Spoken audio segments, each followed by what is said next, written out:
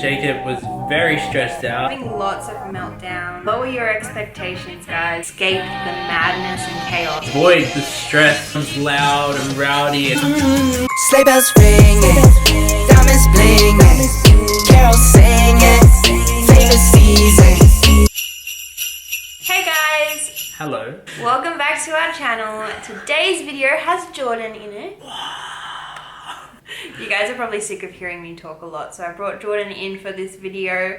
We're going to be talking about the holiday season. Our family likes to celebrate Christmas, but for the sake of all inclusion, all religions and everything like that, we'll just call it the holiday season. Thus the season to be jolly.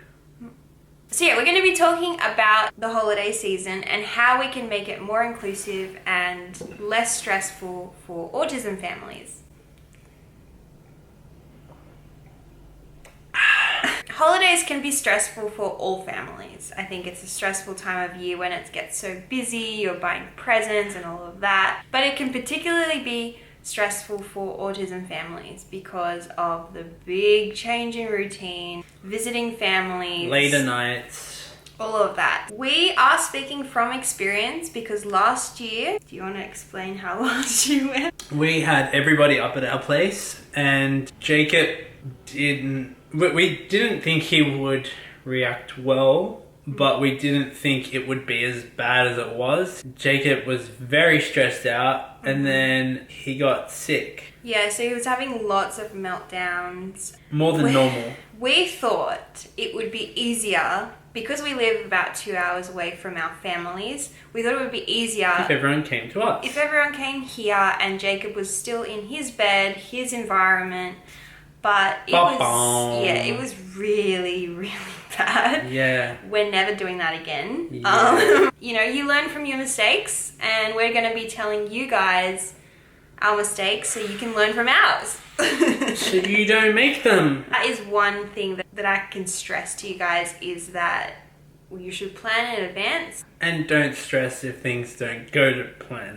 Yeah, lower your expectations, guys, because things aren't going to go as a typical holiday will go. It's not going to be that way, and I think that you guys would understand that because your entire lives aren't going to be as you expected. So we've come up with 10 tips that might help your autism family. This holiday season. This holiday season. I can't. Can you put a thing right now saying like tip number 10? Have a quiet place for your child to go. So whether this be at your house, if you're having Christmas at your house, or if you're having the event at family's house or friends' houses, make sure that you create a place that they can go to regulate, to calm down and escape the madness and chaos that the holiday season brings. Things that will help that person out, things that they feel comforted by. Yeah. You just need to approach whoever's hosting the event. Just approach them and say, can we Just set up a little area. This space to be just theirs? You can have comfy pillows if they like that, or they can have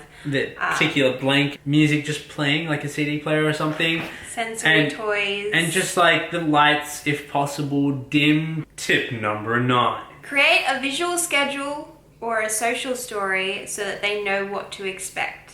You can also use this through their communication devices, but this is basically just setting up a bunch of pictures of what's going to be going on during the day. So either you can have pictures of driving to the event, then you can have arriving at the event, then there's lunch, and there's opening presents, just so that they have an idea as they go throughout the day of what is going to be next, so they can know what to expect.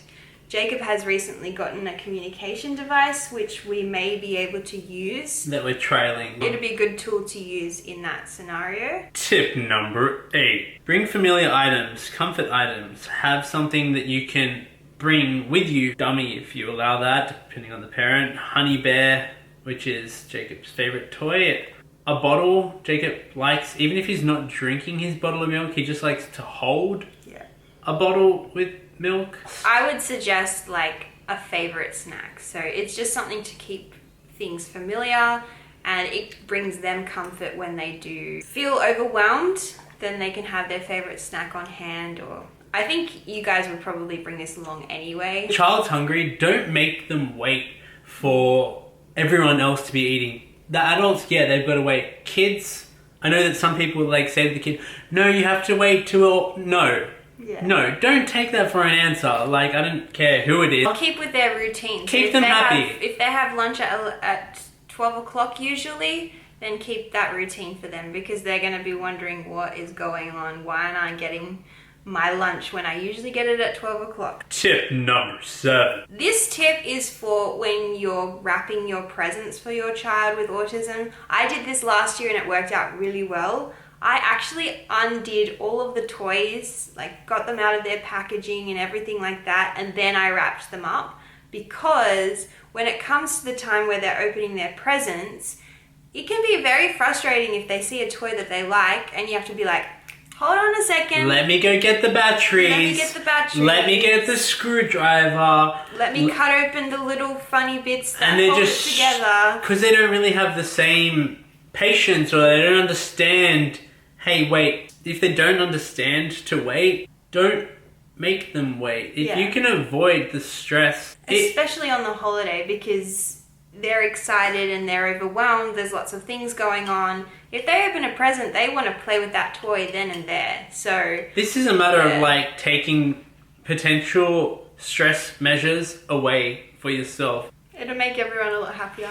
Tip number 6. Hide your gifts until it's time to open them. So last year, we had the Christmas tree up, we had all the presents under the Christmas tree, and we were forever trying to get the kids away from the presents. And no, don't open it yet, don't open it yet. These really nice, enticing, colourful presents were like, no, stop, stop, stop, all day long. And it was just too stressful. It doesn't harm anyone. You can just put the presents up in a cupboard until you're ready to open presents. It's really as simple as that. If they've opened presents before, they're bound to want to open them if they see them right in front of their eyes. Tip number 6. Prepare their favorite food if they have a limited diet. So, for example, Jacob's favorite food, probably one of the only foods that he'll eat at a dinner table, is pasta. Make sure you know what's going to be served there. And maybe if you have to, I know it's not fun, but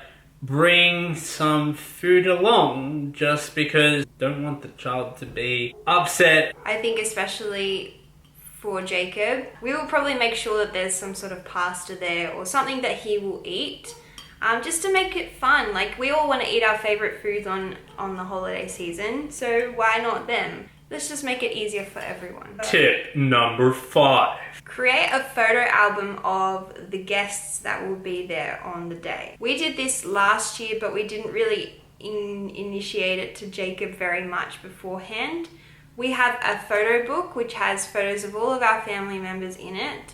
Introduce this to them before the day. Tip number 4. Prepare your family members for strategies to reduce anxiety or behaviors. This doesn't have to be a very big thing. This can just be a few things that you can let your family know about, educate them on, especially for like the sensory difficulties. It would be good to just have a pre-conversation to the event with everyone that's going to be there that, hey, maybe we can keep our voices a bit lower and not have to all talk at the same time, just so it doesn't feel so overwhelming for Jacob. Things that we tell our family to do is, not everyone to go up to Jacob all at once, just one person at a time. Or let's all not force him to hug them or kiss them. Not everyone, when you just get there, you're so cute, you're so cute. So yeah, I think it would be a good idea just to have that discussion with family, and let them know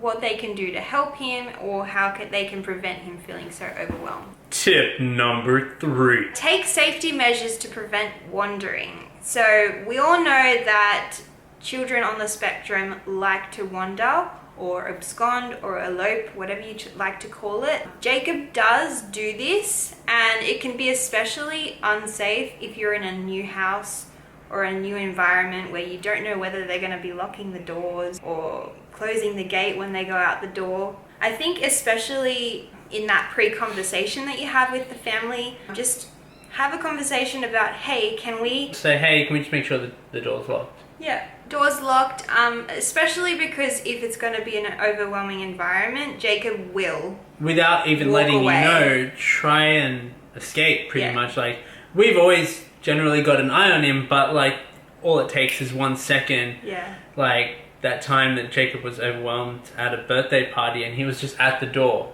And it was locked, but like, Luckily, yeah. if it wasn't, He would have gone. he would have just, like, we were Yeah. with him, but like, Yeah.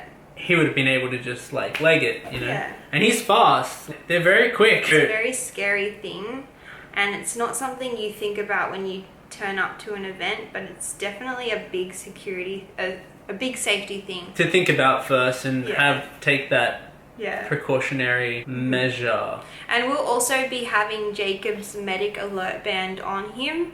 So whenever we go to new places, Somewhere that we're, not sure about.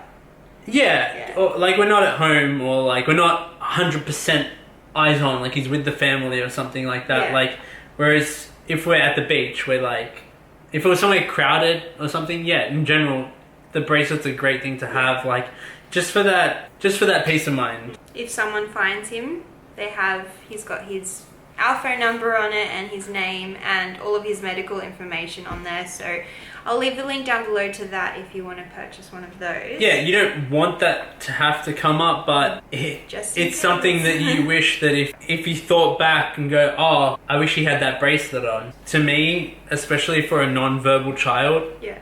is like a necessity. Tip number 2. Instead of going, if you're showing up late for whatever reason, instead of just going straight into the room, the big room where everyone's loud and rowdy and there's a whole bunch of people in that room, maybe one parent like hang back, whether it be in the backyard or something like that, and just like slowly have like one person come out and like see him like slowly bring on the people or ease them into the room, instead of just leaping into a room full of people going, ah, and like everyone having their own conversation. It may be a bit much for them. Try not to overwhelm the child with loud noises and too many people at once. Yeah. Number 1. You said that one already. We've already said that. Kind of just get taken away by sometimes when we talking that the other points kind of merge into those points. Yeah, we So- already said this one, like just in discussing It was the other ones. It was to lower your expectations. Yeah. This is a big one. This is one we learnt last year.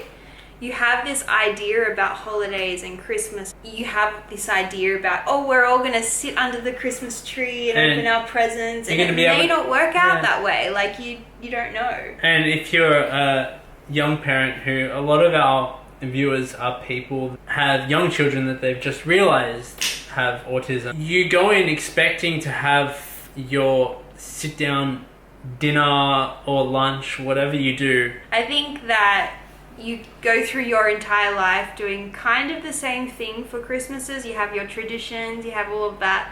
And when it comes to having a child with autism, you know, it kind of throws a spanner in the works. You're not going to have, for example, if it gets to the nighttime and you go out and look at all the Christmas lights, that may be too overwhelming for them. They may not like that. So you really have to just Adapt to your child. yeah, and go into the event having zero expectations. Even if it's not the way you envisioned your parenthood to be, adapt to your child, and the sooner you learn that that'll make you happier, it'll make them happier. Yeah. Like, you want them to be happy. We're gonna end our vlog here. Thanks for watching the video, guys. This was 10 holiday tips for autism families and how to have a happy holiday season. Thanks for watching. Like and subscribe.